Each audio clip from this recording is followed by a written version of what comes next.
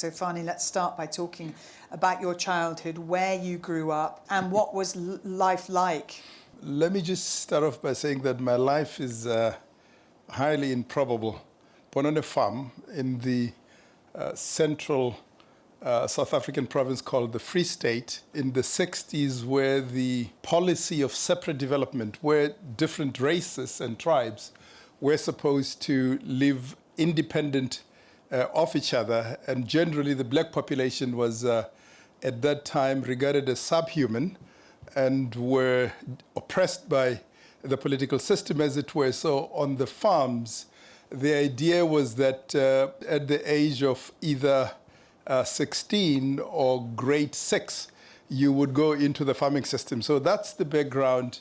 There were 14 of us that my mother gave birth to. God bless her soul. My mother couldn't read or write. My father had 2 years of schooling, as it were. So from that improbable background, I grew up, and I was lucky enough to have a number of breaks that gave me the opportunity to become who I am today. So I'm very optimistic about life, just given the nature of the life I've had. But the education part of it's absolutely key, because it wasn't just school that made the difference. It's what you then did in further education. An incident happened, and my father fought with his boss on the farm at the time, and that's the break that got me out of the farm system for the rest of my life. So you do have these breaks despite the circumstances in which you were born, and obviously it's the breaks you get and what you do with the opportunities that you get. So got some education, went through high school, didn't apply for university because at that time you really didn't know what university was about. Ended up at university, did mathematics, physics and applied mathematics, again, not by choice. I happened to have done well in these subjects, completed my honors degree at university, the University of Fort Hare. So in my case, I got educated through an Anglo-American scholarship because Anglo, unlike a number of the financial institutions that were in the country at the time, decided to stay.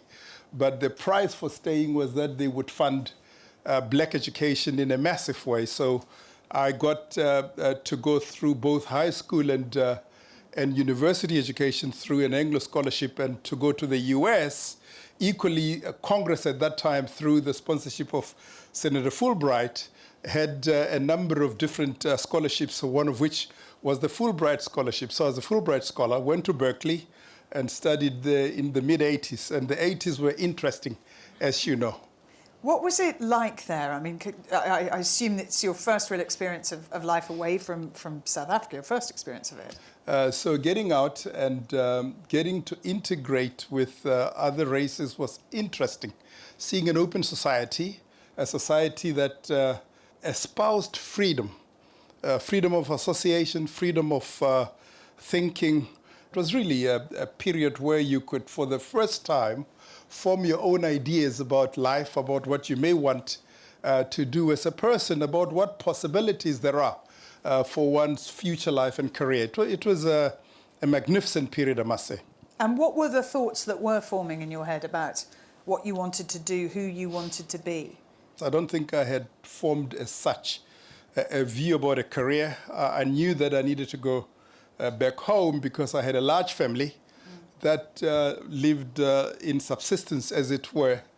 I tutored while I was at Berkeley a minority program because they were trying to get more minorities into sciences and mathematics. So I tutored and got paid a lot. In those days, I used to send home $300 a month. I mean, that was a lot of money. But there was an urgency, I think, on my part, firstly, to go back home to participate in a program of uplifting my family and hopefully make a contribution to a society that, while it was still under significant difficulty and oppression, it wouldn't be another 6-7 years until Nelson Mandela was released. So it was a period of great trials, really, if you were somebody who lived in either a township, a homeland, and you hoped for change in particular for people of color. But was there suspicion as well and people trying to stop you being successful? Because you had broken free in terms of getting an education, in terms of earning money when you came back. Did you feel threatened in any way? Not at all. I think there was a sense that black people had to get access to opportunity. So, in fact, most people tried to take their children through some sort of education. So there was some excitement that when I traveled, one had gained some education. And that at that time, I went back to university to teach. And universities were cauldrons of real political activity. So it was an interesting time. While there were disruptions almost daily, we still tried to get some education going. So it was almost a period of contradiction, as it were. On the one hand, the ANC said, try get an education because this is how we will, as a group of people, succeed. At the same time, make the country ungovernable, which is a bit of a paradox, isn't it? When did you first make a decision to have a career that you could, that was away from education, that wasn't tutoring, that wasn't, I mean, about earning money, sending it home, trying to help my parents, that actually was about your progression? After 5 years of teaching mathematics at university, I became a bit restless. I felt I wasn't making enough progress as a person, so I decided to break away, sell a home that I had built at that time, send my wife home to my in-laws. You jumped in there, Fani, you suddenly got married. We missed that bit. We missed that bit. You've gone off to Berkeley, you've come back and suddenly, hang on, your wife. What, just fill in the gaps there. Look, when I came back and started working, as life would have it, you start getting interested in other people.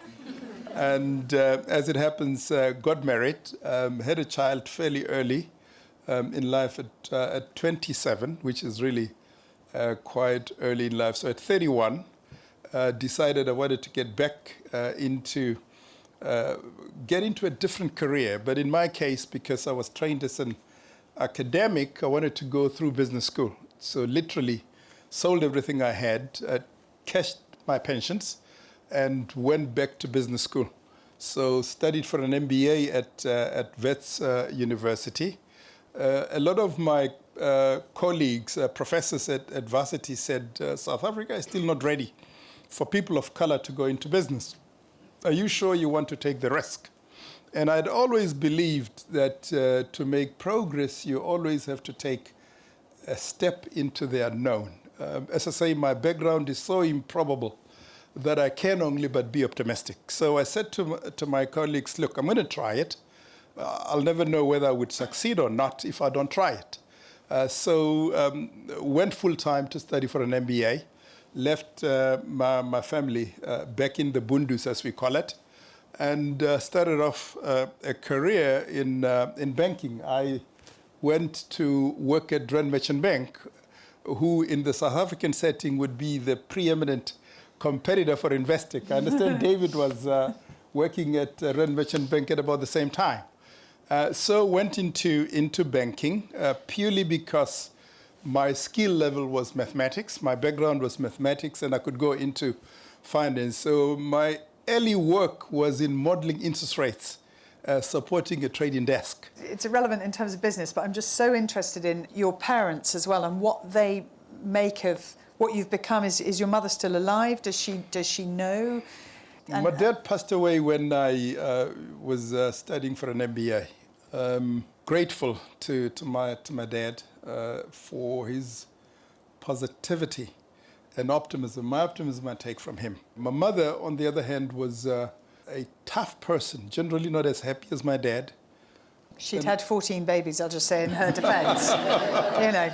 Yeah. And I think she was a lot more responsible for her children than was my dad. My dad was a happy-go-lucky guy. My mom needed to make sure that if you made a mistake, she would make it clear to you that you have to take the consequences of the decisions that you have taken. So that part, as I went through life, became even more important.